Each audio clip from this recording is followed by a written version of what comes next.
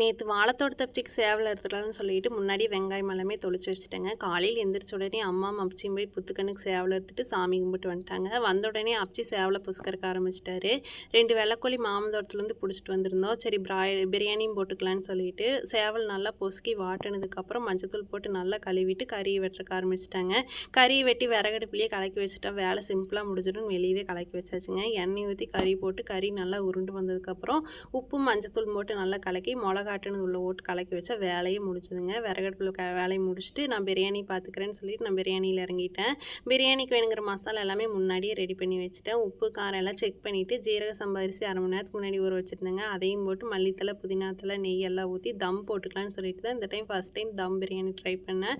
But ஆனால் சூப்பராக வந்துருந்துச்சு. இன்றைக்கி நாட்டுக்கோழி குழம்பு வறுவல் பிரியாணி அதோட சூப்பராக சாப்பிட்டாச்சு. உங்களுக்கு இந்த விளாக் பிடிச்சுன்னா லைக் பண்ணிவிட்டு சப்ஸ்கிரைப் பண்ணிடுங்க. நாளைக்கு இன்னொரு வீடியோவில் பார்க்கலாம். பாய், டாடா.